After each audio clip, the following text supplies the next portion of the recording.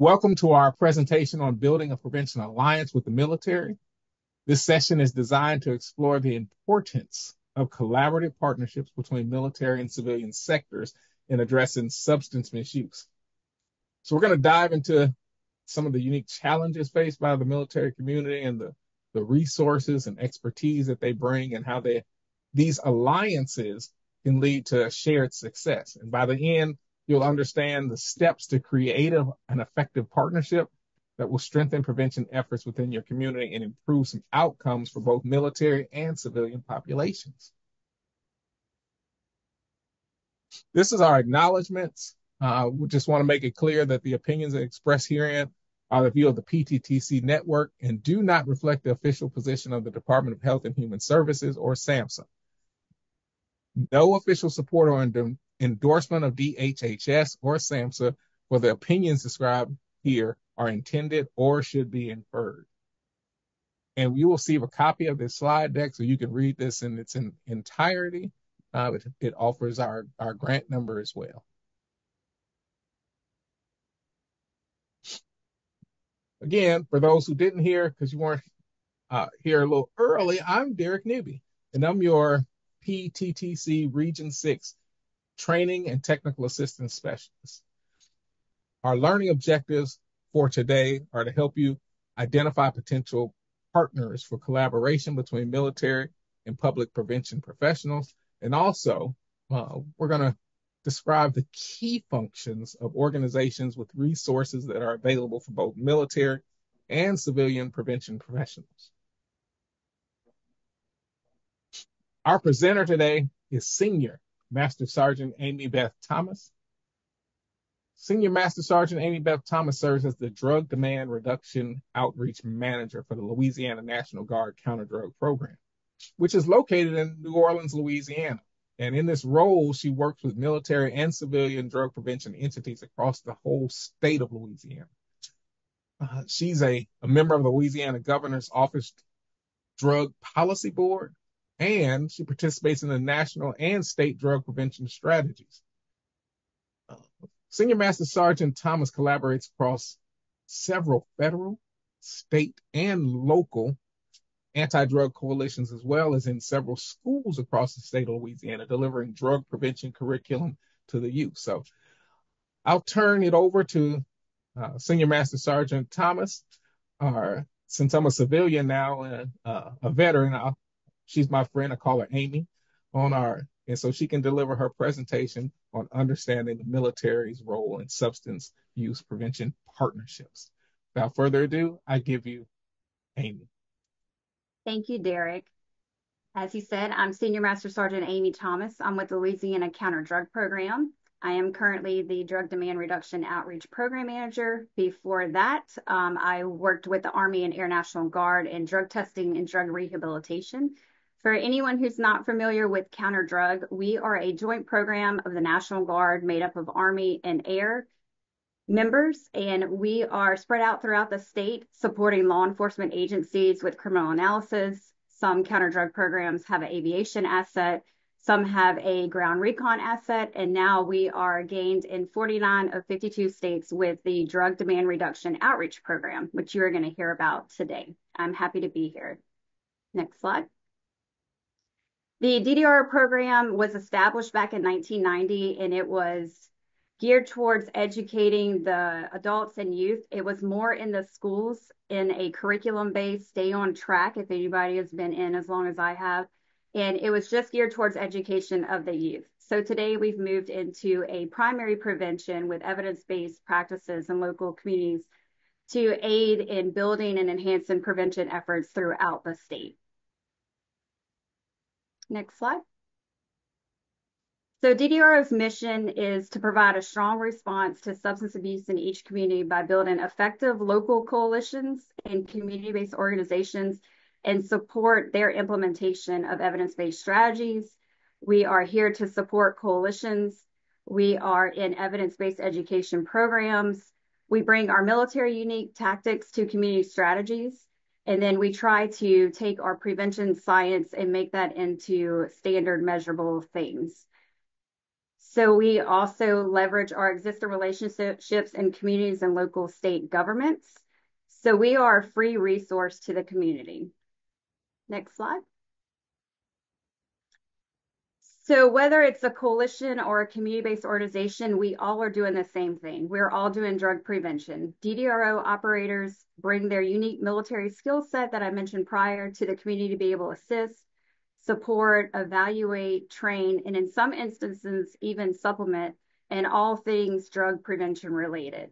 In this fast-paced field where we're expected to do more with less, DDRO can be the force multiplier tool to be able to network, make connections, bring partners and stakeholders together in the community. Next slide. So what does a partnership with DDRO look like? The National Guard is unique. I'm sorry, Derek, go back one. Too fast. The National Guard is unique in that we're citizen soldiers and airmen. We live, we work, we respond in our own communities. So with that, the National Guard is already serving in these communities that we're working in, whether it's emergency response, counter drugs, some other full-time National Guard job, or civilian employment. We already have and are able to easily fabricate existing relationships in the communities with local and state entities to include law enforcement. So collaborations with DDRO can look like several things. We partner with the Drug Enforcement Administration. Together, we deliver Red Ribbon Week. We do opioid family summits. We do National Drug Take-Back Days. Most states have a HIDTA, which is a high intensity drug trafficking area, and they have a ORS, which is overdose response strategy. It is made up of a public health analyst that focuses on drug prevention and harm reduction and education. They normally work with coalitions and prevention-based entities. And then you have the drug information officer who works with the law enforcement side for reducing overdoses. This program actually mirrors the National Guard counter drug program very closely because the DDRO program works with civilian entities, and then we have our criminal analysts that are out at the law enforcement agencies that are working with all of those law enforcement agencies to do interdiction, to look at stats, and to look at data. The next opportunity to partner with DDRO is our law enforcement task force. There's several overdose task force that are out there, and DDRO is unique in these because of the leverage we have with law enforcement already. But it's intricate in actually building and bridging the gaps between law enforcement and community-based organizations. That in this instance, we can deliver resources and education to areas plagued by overdose and drug use and activities. We also partner with Office of Behavioral Health. This looks different across the states in what you call it. It can be Human Services or the Department of Health. We participate in epidemiology workshops, policy advocacy, receive and implementing evidence-based strategies for curriculum use in the state. We also support federal, state, and privately funded drug prevention coalitions. We support, coordinate, facilitate meetings and community events for them. Every counter drug has a counter drug coordinator that is usually a member of the Governor's Drug Policy Board. So we are invited to those meetings, and we usually are on several working groups for the Governor's Drug Policy Board. And that helps us keep up with policy changes and being able to support those agencies at the state level. We also can work with hospitals, coroner's office, health department, state data working groups for data collection. So data collection is cool because on the counter drug side, we also have criminal analysts that are out there doing data as well. So we can tie into these entities to help in community organizations with just analyzing and collecting data. And I saw some people in the comments are already doing that in some of their states. And then last way to partner with DDRO, although not the last, there's many other ways to do it, but some that hit home is the State Department of Education. We've been able to supplement teachers in the field to help with implementing surveys, curriculums, drug prevention activities, doing speeches at schools, Red Ribbon Prevention Week activities that they have scheduled. And then also in some places, we've gone in and become mentors in the alternative setting to deliver a curriculum and a set base just for them. Okay, next slide. Wow. We posed a question, what events have you done in your community with the military? And I was trying to give people a moment to answer that. If you could type that in, please, before we move forward. We did have one comment that came from Lake Charles, Louisiana, that said they host trainings with the military. So Charmaine Anderson made that comment. Is there anyone else who has had some successful event? Oh, Red Ribbon Week. Okay, like to say it. We run a military strengthening families program. We had military attend and a student program. And that came from Carrie. And then Edward typed in that we partner with our bases, AADD, to help boost their advertising initiatives and also give presentations to various squadrons on legal BAC, I think that's blood alcohol, and BRAC limits. So quite a few partnerships are going on already, Amy. Are you familiar with any of these? I know you listed a lot, but Yes, I am familiar with a lot of that, and I'm actually happy to see, because when we talk more about that military side of it, that you guys are already participating on that, and which is a much needed area. and I hope everyone attending is looking at some of these so you can get some ideas as well, some things that you can do. Okay, so our DDRO operators receive extensive training in working with every section of the SPIF, the Strategic Prevention Framework. They are trained to utilize their military skill set in being able to assist the coalitions or the community-based organizations with assessing the community, looking at the resources, both human and fiscal, looking at sector representation to see if anywhere gaps may be that they can work on facilitating conversations and participation on behalf of the community.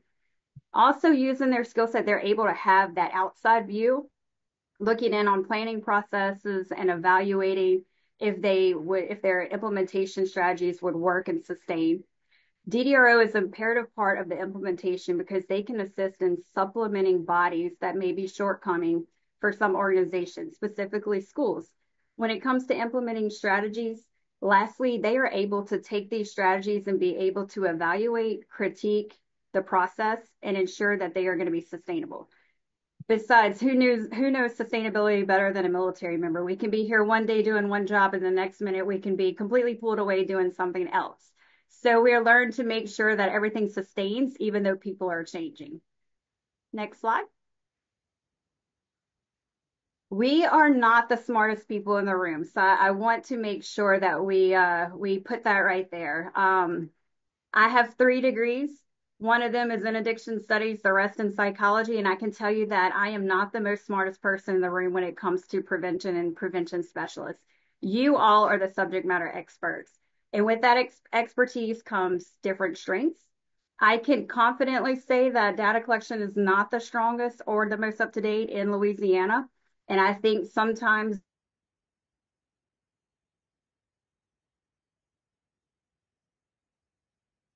Well, had a small connection break, but also want to make sure that you understand, like, as we work together, and as Amy was explaining to you, being the smartest person in the room is not necessary. What's necessary is collaboration. And we have to help build these collaborative groups of agencies and individuals that are focused on using data to inform and enhance prevention practices. We've learned that having data-driven partnerships is a lot more valuable when it comes to this type of work, because then as a community, we can all be on the same sheet of music. That often comes from making sure that we have the same access to the same information.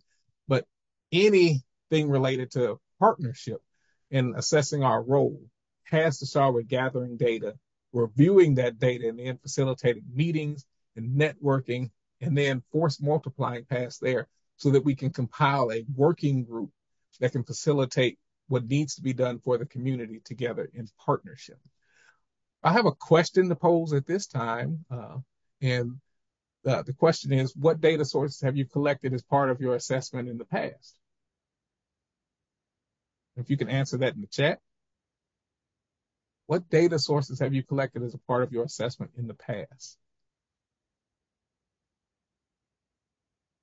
It could be CDC data. It could be some of the youth data from the schools. what have you considered some important data that you've gathered in the past to help guide your work? You can put it in the chat, or if you'd like to open your mic and answer the question. We're lunching and learning today, so you can open your mic and raise your hand, and we'll call on you that way, whichever one you prefer. Okay, the YRBS data, the CDC data. Okay, thank you, Frank. County reports. Thank you, Carrie. State reports. We have youth data from the schools.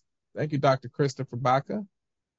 Cannabis trends in New Mexico. Oh, New Mexico. Just came back from New Mexico not quite a while ago. There's a great deal of informed people that are working there, and they're transforming the system there. Key informant interviews. Yes, if you haven't used those before, those we used to call it gatekeepers, but now key informants is the word that we're using. Excellent way to gather information about prevention needs within the community. Thank you for saying that. And then those youth surveys again and local data. Okay, all those are great resources. What I didn't see, hospitals. A lot of times hospitals have access to information about overdoses that can help us to see what different trends are. They can give us like the front line information about what's going on within the community immediately, where some of the other data sources may be delayed. Law enforcement agencies as well. As things occur within our community, we have challenges, then we can always be sure that law enforcement is going to have access to the most recent information. And about partnering with the military, also, you'll get an increased access to some of this information. And then, of course, community organizations, and you've already listed state agencies. All of those are important data sources. But once the data is compiled, it's also important to examine and discard what's irrelevant or not useful for us. So it's extremely important to determine whether any information is going to be, whether it's a particular problem or whether it's about behavior or population group. You got to ask yourself the question, what's missing from this data as well? And as you identify the different ways of collecting data, we also look for the ways to fill the gaps in the information. I'm going to take a poll at this time. Have you worked with your DDRO personnel to identify additional resources during your assessment? And this is just yes or no. And the poll has popped up.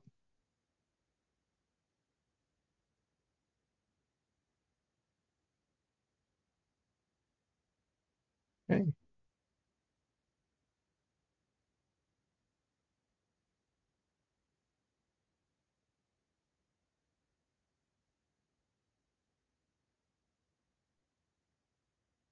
Excellent. Okay. About 58% of you have answered. I'll share the results. And about, looks like 14% answered yes, that they've worked with their DDROs.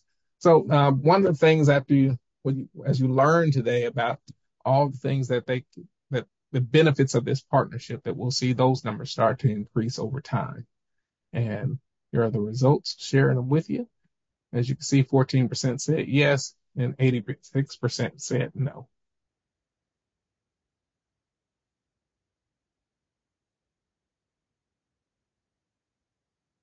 So we just talked about some of the data sources, but we put this together on this slide so you can get a good idea of the different agencies. And this is sort of like a mind map.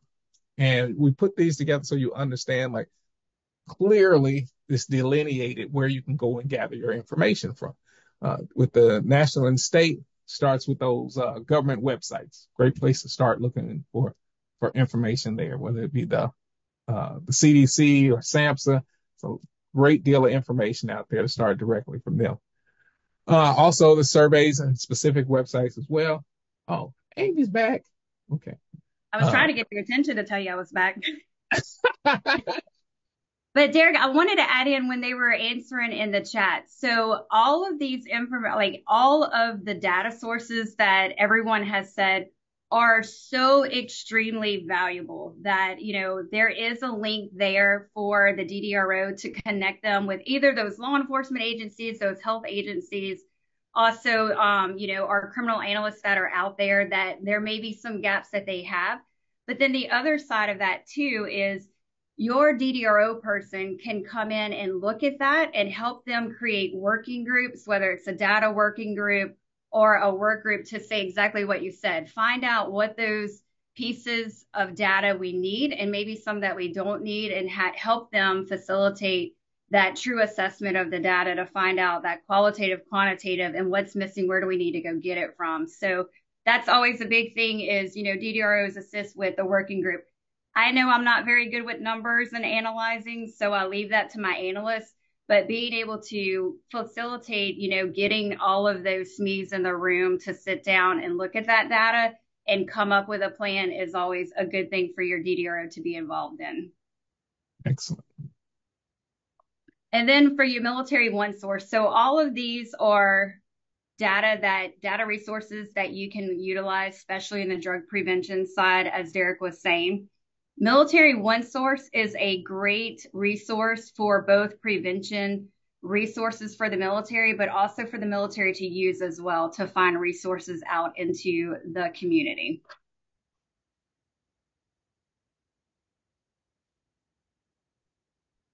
So the DDRO, I saw a lot of you in the chat had already talked about, which made me so excited, that you are already working with some of the psychological health.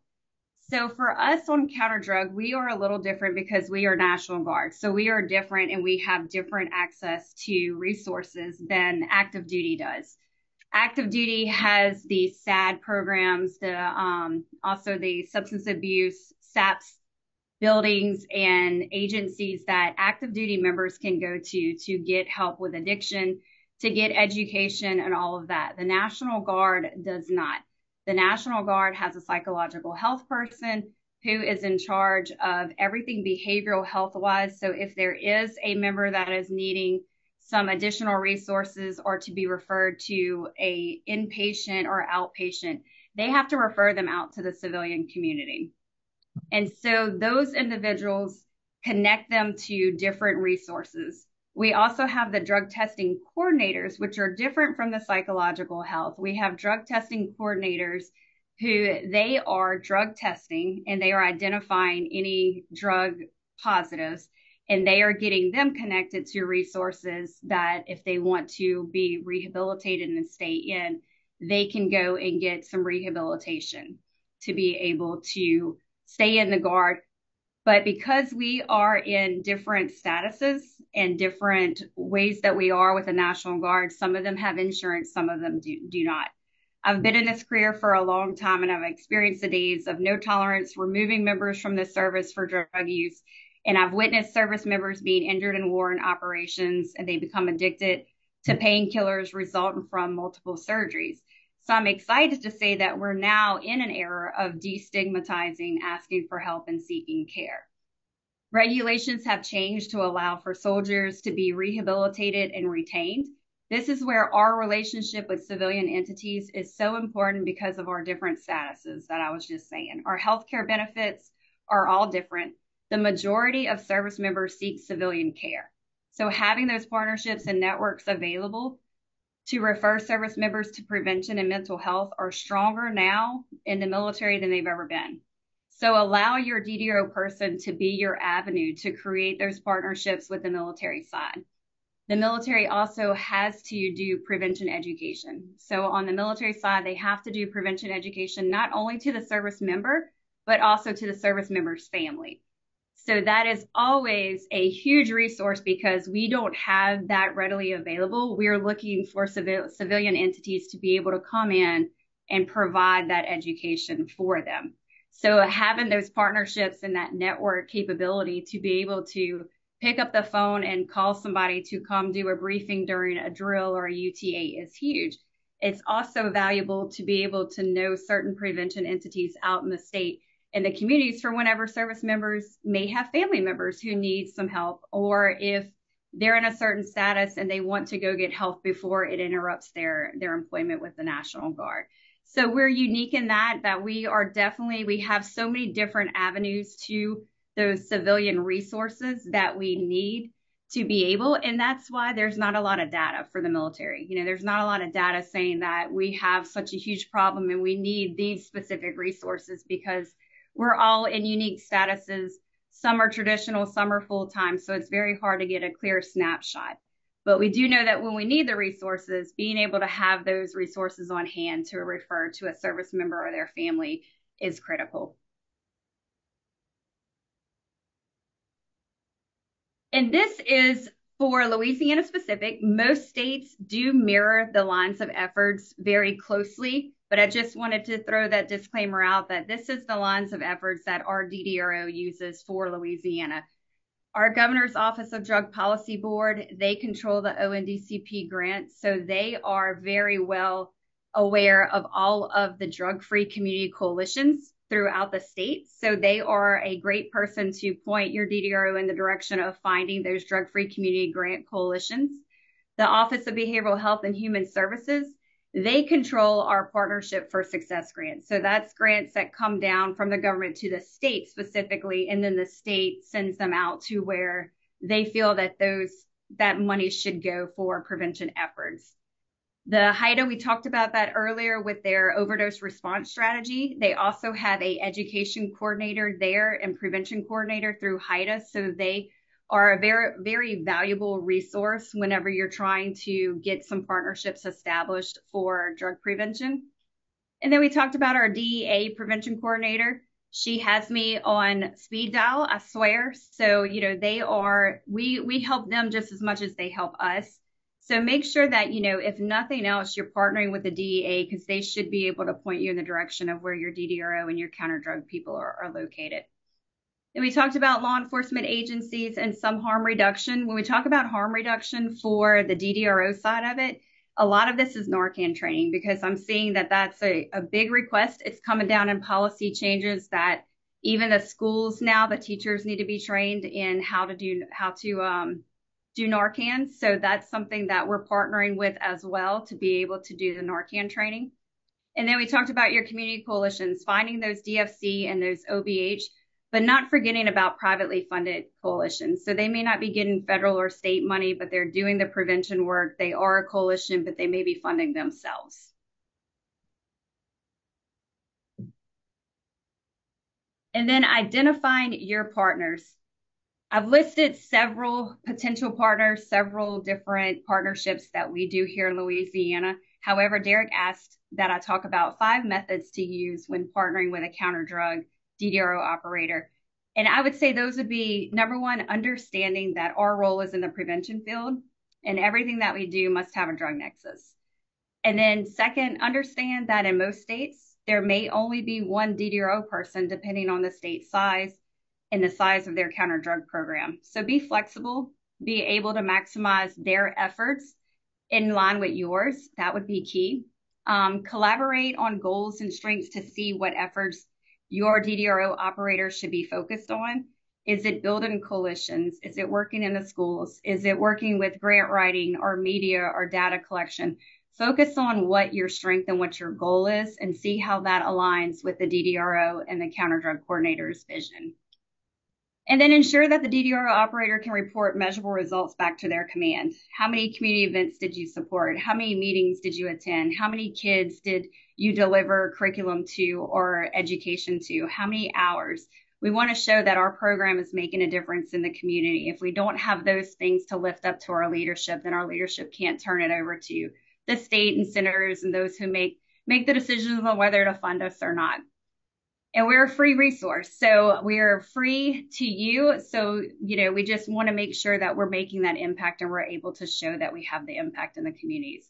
And then the last thing I would say is build up your DDRO operator.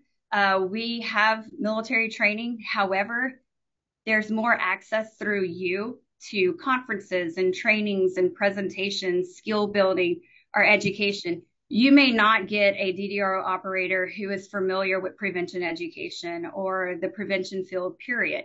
And so any opportunity that you can get to school them and learn them, any education, maybe put them on the path to getting credentialed as a prevention specialist, anything that you can make them more credible in their field, would be great for them, especially even like this partnership right here with PTTC. You know, they, in order to do credentialing, they have to have the training. And so PTTC is a great network and partnership that we have for our DDROs.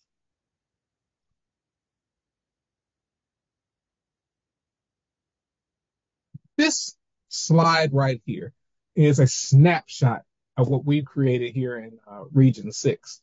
And Amy was a part of this, and what we called was our building our military prevention alliance. And we started this last year, but it serves as a collaborative network, and it connects prevention professionals.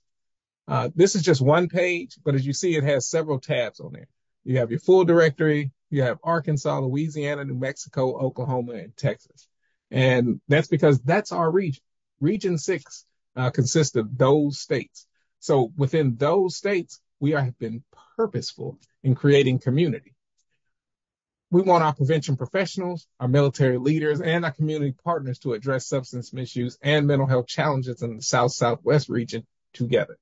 So the purpose of the Military Prevention Alliance Directory is to strengthen collaboration. It's to streamline access. This is a resource for you if you live in our states, in our region, so that you can have this as a resource for addressing substance misuse and mental health challenges within military communities in our region. So many opportunities that you've had, it came from because you knew someone.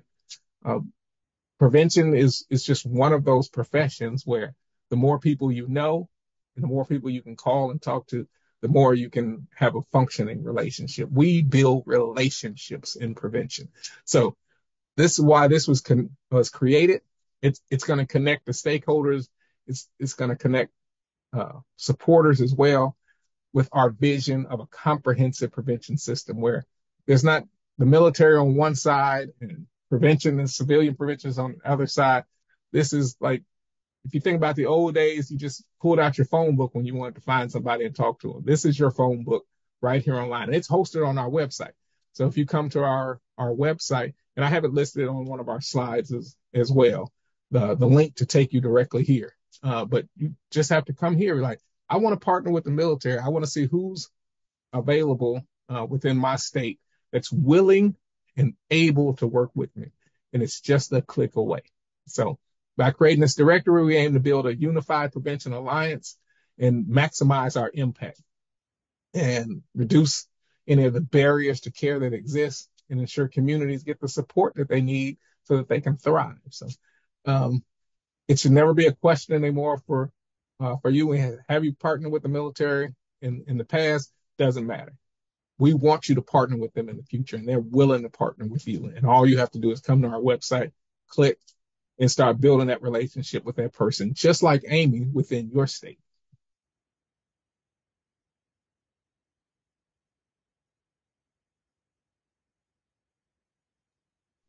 And a lot of people ask, where do we start? So finding us, if you don't know the avenues to get to counter drug, to DDRO, normally we make sure whenever we have a DDRO operator come through and get trained on the National Guard side, we give them this slide that you're looking at, where to start. Find that single state authority that is over all of your prevention efforts in your state. Find your governor's control drug policy board. You know, look at your CDC, your public health, your office of behavioral. Look at those community cares grants recipients and see what they're doing. You know, look at those law enforcement prevention efforts that are going on. I know in Louisiana, they're starting to do a task force of where if they go out to an overdose, they turn it into a homicide investigation, but then they also do an investigation and they actually have a civilian person on most of the law enforcement side that go out and give resources. So we've partnered with our coalitions to be with that individual, to go out and give resources, whether you're giving Narcan or you're letting them know about the local coalition in the area. They go out and they give those resources out there as well. So look for those law enforcement prevention efforts that are going on.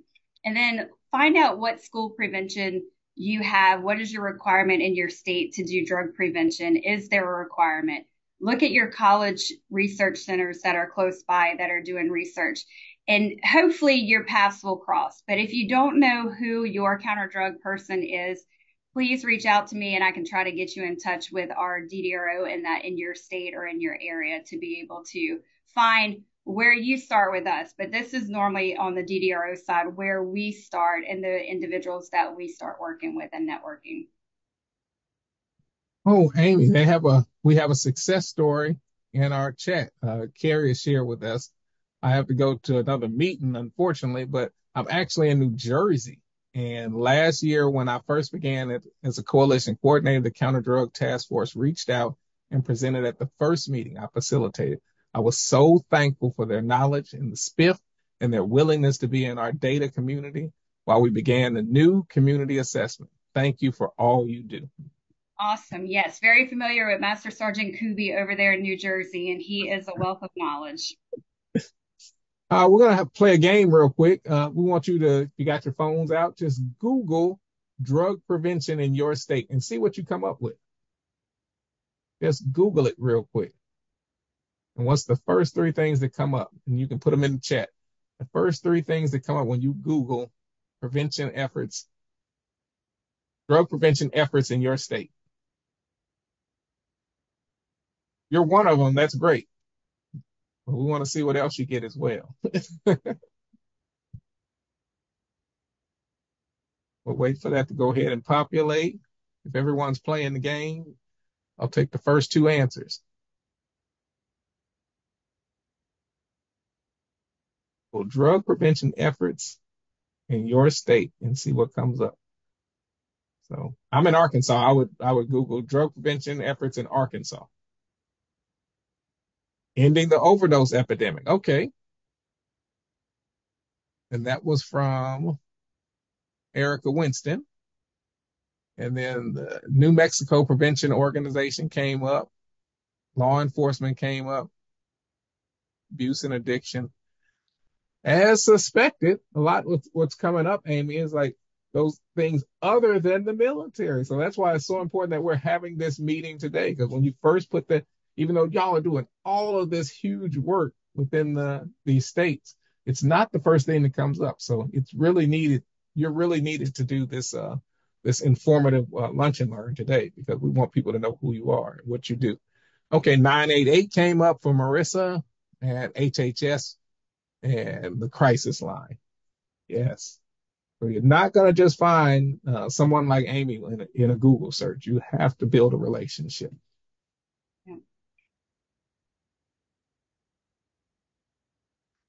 And that's what we're talking about now. Go ahead. Building those successful working relationships with your DDRO. Again, establish clear communication. Let them know what your objective is. Understanding, that they may have some constraints and limitations too on the different areas that they're pulled in on both the military side, but also if they may be one person or there may be several person on their DDRO team, figure out what that communication looks like so you can understand. Identify those shared goals and objectives. You definitely don't want to be working on two opposite ends of the spectrum. So share the goals, share what the successes look like, share what your success story looks like and your strategies that you're using so that DDRO can help make those successful. And then leverage your expertise and your resources. It's a constant. I learned something from every prevention entity that I work with. And there's ways that I can connect them with other people, just being that force multiplier. So making sure that the military has their resources, like, oh, I know a guy, and making sure that you can connect them because that also helps your prevention program being able to support the military. And so being able to leverage those, get your expertise in the room, get your resources shared across both avenues. And then coordinate training and education programs. We became the busiest when we started looking back, using that military skill set and looking at what Louisiana was lacking. Louisiana has a law that they will do a certain number of hours of drug prevention curriculum in the elementary, middle, and high school. And then when we started talking to education, they're like, one more thing on our plate. We don't have time to do this. And so using that military skill set, we're like, well, what if we came in and we did it for you? Like, could we get trained? And then they were like, yeah, we can train you. So we ended up getting trained in all of the curriculums for free.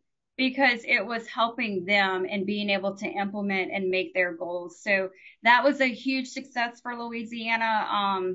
Unfortunately, I'm the only person, so we're trying to build our group so we can get somebody out there at all of the programs. But again, that's where your clear communication comes in. I'm like, hey, I'm limited to just me. They're like, okay, well, what day works? And so just kind of getting out ahead of that schedule and making sure that you can provide the asset that they're requesting. So coordinate those training and education programs, get your DDRO spun up on those things that you have access to so they can come in and implement and help and force multiply those efforts. Amy, one thing that stood out to me, especially when you talk about identifying shared goals and objectives, in my work in Arkansas, one thing that helped us was including the military in our strategic planning. When we make our 5-year strategic plan, which is like the roadmap for what we're going to be doing for the next 5 years, having the DDR officer there at that meeting and able to provide input and also to evaluate everything that's going on, looking at the big picture for prevention, and then seeing where they fit in, where they can help up front. And then, of course, it helps also to have like a joint action plan so that both parties have clear understanding of what they're committing to do. Not saying it's a contract, it's just saying like, hey, this is what we plan to do. So when those situations do arise where you say, well, I'm going to have to be deployed and have to go someplace else, but I'll share this plan with the person that's coming next so they can see where to pick up this relationship at. Yep. I love that you said that too, Derek, because, with the military, sometimes we have funding and sometimes we don't. So on our criminal analyst side, we do a memorandum of agreement with them, letting them know, hey, as long as we have funding, we're here. Should our funding go away and they pull the counter drug program, you may not have a person. So then that comes into your strategic plan. Like, what's the backup if our DDRO person goes away or if they deploy and we swap somebody out? And one other thing I wanted to tell you too was I'll share this story with you about shared goals and objectives. We recently just got a new counter drug coordinator, and before her, we were chasing those coalitions, the community based organizations, hey, I'm going to this meeting, I'm going to this meeting, I'm going to this meeting. And one day she looked at me, she says, why are we not affecting kids? Why are we not in with youth? And we had yet to be able to be welcomed by the education systems. And so I changed my objective and I said, I'm going to make the connection. I'm going to find how do we get to the youth? How do we get prevention where it needs to be? And so she was huge behind that push of like, let's get to where prevention needs to be. And that's at the youth. And so that has started our partnerships with our schools. Excellent example. Thank you for sharing. So let's talk about the other steps then. All right, community engagement and outreach. Derek laughs when I tell him this. You can get, when you say I'm a free resource, I have yet to have anybody say, no, please go away. I do not want your free resource. So there's so many things out there that are doing community engagement, community events. If it has a drug prevention nexus, if we can say that we're engaging people in something other than drug use, it has a drug nexus. So there's so many people out there that are doing community engagement and community outreach efforts. Why not partner with the National Guard to be able to be out there at your community events, helping you support those events, being boots on the ground, wearing the uniform, drawing attention to your event. So, that is a huge thing for community engagement, outreach, all of that to get all the partners together. Absolutely, Frank. Anything that has to do with health and wellness that's drug prevention all day long, wellness. And then supporting policy and advocacy initiatives. Those are great for you to be aware of. One day we're fighting just marijuana and then the next thing you know, we're legalizing marijuana. So being able to understand the things that come with policy change, the advocacy initiatives, all of those things that these coalitions and these community-based organizations have to stay on top of is very successful for your DDRO to understand what's going on with it, to know that funding is coming down. And, I know a big surprise for me was when our governor said, look, we have money coming down, but it's going to treatment. very little goes to prevention. So understanding, knowing those things where you can bring in that DDRO free resource and say, okay, let's try to monopolize on the areas that you may not be getting the funding or the support that you need because of policies, because of changes, and being able to take those and change with the wind on how the policy and the advocacy changes are.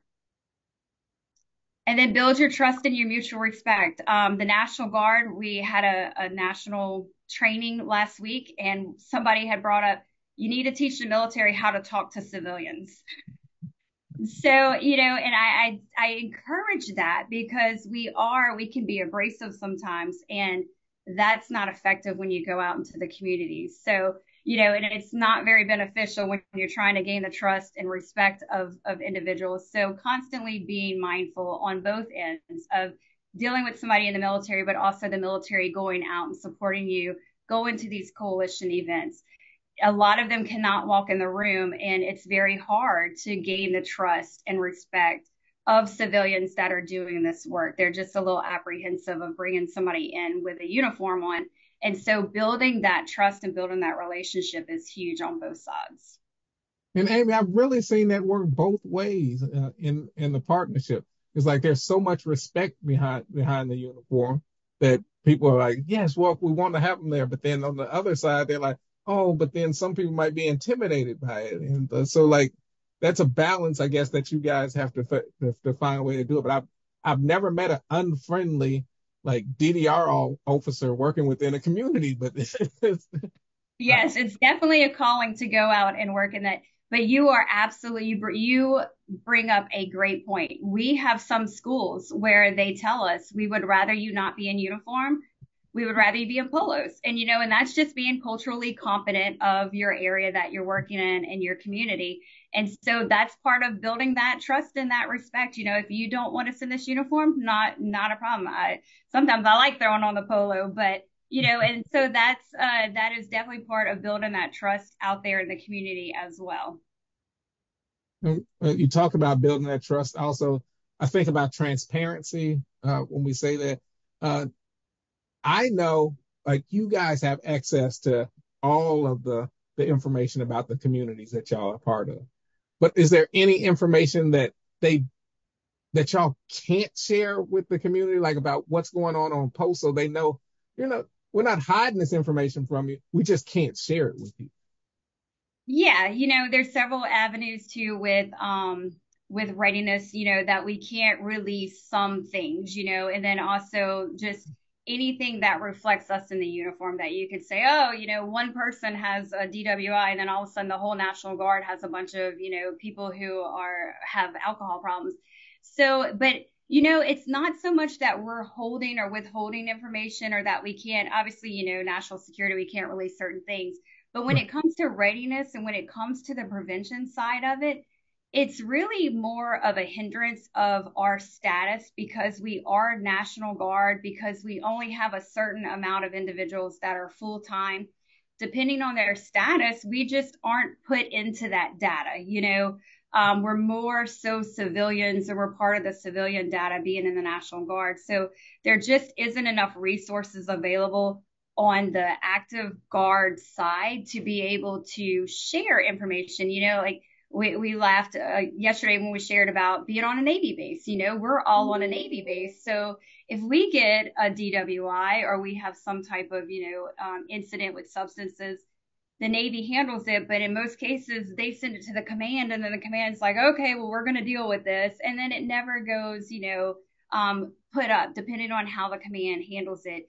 Some of those things, you know, you just get them the resources and they're just kind of quiet about it. Not that they're trying to hide it. It's just that we're not, you know, held to those active duty standards like most places are, which hurts us, like we talked about earlier, because they kind of forget that we need the resources too. You know, they forget that we need the resources. And I always tell my communities that I work with, you know, data is golden. You know, like we have to show that something's broken to get money, or we have to show that something's really good to get money. And the prevention side is no different. You know, you need to be able to show that what you're doing is working, or that what you're doing needs some more work and some more resources. So That's kind of where it is with the military side. It's not that we don't want to share it. It's just that we don't have the resources. And I hope that this partnership helps with, getting the resources where they need to be sent. And then the last point you wanted to make is, which always is my favorite one, evaluating and celebrating success. Absolutely. If it works, let's keep doing it and make it better. If it's not working, that's okay. Let's evaluate it and let's figure out where we need to go back to. Maybe, I always tell whenever I'm instructing our National Guard, the SPIF is not a one way. It's not a one way process. If you're in implementation and something's not working, you may have to go back to capacity. You may be missing a key sector that needs to be there to help implement and make it successful. So we're the same way, constantly being able to evaluate. But I will tell you, I love celebrating the successes. We have to be able to tell our story on the National Guard. We're a hidden gem, and we have to be able to share those stories. We always talk about funding in the National Guard, and if it comes down to, oh, well, we didn't get funding, what are we going to scratch? And I want those successes to be so great that congressmen and senators are saying, oh, you can scratch everything but the DDRO program because she's out there in the communities making things work. I want all of my civilian prevention entities going, no, please keep her. We'll pay for her. We'll give her a job. Just don't take her away. So we want to celebrate those successes. We want the National Guard to see the things that we're doing out in the community. We have storyboards that I shared with Derek that we do broadcast those things. Like, we did prevention curriculum to so many kids, and we did so many red ribbon events. We did these community events out there in the community. So we love to celebrate your successes probably more than anybody out there. We're going to be your biggest cheerleader because that's also letting our leadership know that we're out there making those connections and helping you all make a difference in the community. Well, thank you, uh, Amy, for sharing such a powerful testimony of the work you do. We have a few pictures right here that you want to briefly talk about them, but also have Amy's contact information. This is what we're talking about, gold right here. Like, you now know a DDRO officer. Even if she's not in your state, she's a wealth of information. So I want you to make sure you take down her contact information. And if you could just tell us briefly about what's going on in these couple of these photos, just to motivate the people out there. I will. And look, please take my contact information. If I can be a tool to help you get connected with your counter drug personnel in your state, please reach out to me. I do not mind at all. And then, so to share with you in these two pictures, this was Red Ribbon Week. And I like to say what is important about this is we actually were allowed into a parish. We have parishes in Louisiana, not communities, but we were allowed into a parish that we have not been allowed into in 6 years that I've been doing this job. We've constantly been asking, and they're like, no thanks, no thanks. We don't want the military here. We don't want any outsiders in. However, this year they invited us in, and we went to 16 different schools from elementary all the way to high school. We were able to share prevention education messages with 8,000 students just in this parish alone. We made so many connections. The picture down here to your bottom right, they asked us to go to the only alternative school in that parish. And where most people will not go, we went. And by the time we were finished talking to them, they asked us if we could come back every Friday to talk to and motivate the students there at the alternative center, and then maybe build a curriculum for them to educate them on drug use and its potential causes later on down the line. So huge win for us in the state that we were able to go in and be a part of every school. And I think we visited a school, probably 2 to 3 schools a day during Red Ribbon Week. And we were able to share the message, do some drug prevention education, make some partnerships with that parish that we've never had before, and enjoy in some successes there with 8,000 students. Goodness. Incredible work. It's truly incredible. As we get ready to close, we got another poll for you. You heard about a lot of resources here today, and we just want to poll you real quick and ask you which of these resources are you most interested in learning more about?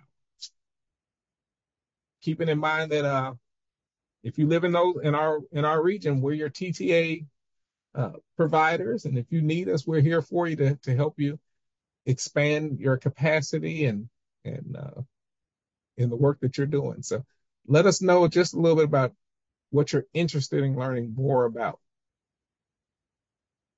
Oh, and right now it seems very widespread out.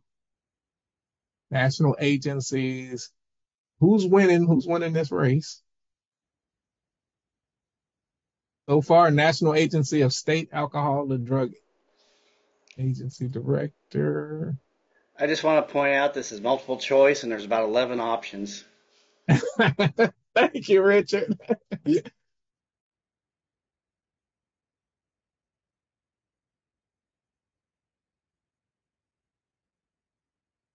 Okay. We still got some voting going. 29 of the 46 people have voted. That's 67%. Hey, that was better than our last election. So we'll end it right there. And the highest is 47%. Community Anti-Drug Coalitions of America. Yes, I know about CAGCA. In fact, well, no, 50%. Okay. But I do know about CAGCA, and we'll be at CAGCA this year. If you're going to be there, Wanda and I will be presenting on building a military alliance there. So we're going to be talking more about this topic in Washington and helping other regions and other prevention professionals to start growing in this area as well. So thank you for sharing in our poll. And here are the results.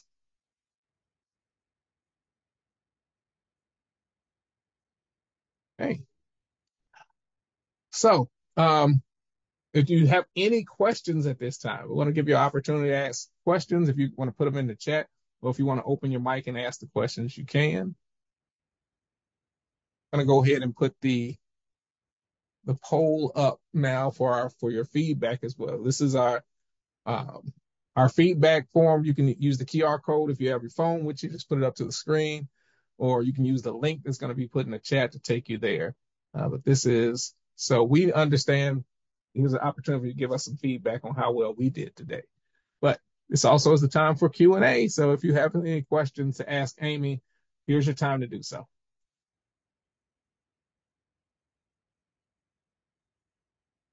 Questions for Amy? I got a lot of thank yous for Amy. You've been very eye-opening, very informative, ma'am. Thank you so much. So we got a lot of accolades for Amy, but you are so thorough. They don't have any questions so far. That's a good thing. Anyone want to open their mic and ask Amy a question? Make it a little easier for you. Or they have too many. They don't know where to start. This has been so helpful and informative. Thank you for providing this. Okay. Do you have any links to prevention specialist classes to become prevention specialists? Ooh. We do. With the PTTC, I'll put my contact information in there. You contact with, link you with some of those resources to help you become a prevention specialist. Thank you for asking. Yep, great question, because every state is different. So depending on your state and what they require, they're a little bit different across states. Yes, and we have on our site a whole onboarding guide which links you to each state and lets you know what the criteria is, and if you're interested in becoming a prevention specialist. So thank you for asking. Okay. Well, this is my contact information again. I'm your TTA specialist. Feel free to contact with me any follow-up questions, and there is no wrong door when it comes to Region 6 PTTC. Somebody will answer your question if you ask it. As we wrap up today's session, I just want to take a moment to express my heartfelt gratitude to Senior Master Sergeant Amy Thomas for joining us and sharing her invaluable insights on building strong prevention partnerships with the military. Amy, your expertise and perspective have truly enriched this discussion and inspired us to strengthen our collaborative efforts as well. So to everyone here, thank you for your time and your engagement and dedication to prevention work. Let's continue to work together so we can support each other and our military communities and make a meaningful impact. Have a great afternoon, happy holidays, and thank you again.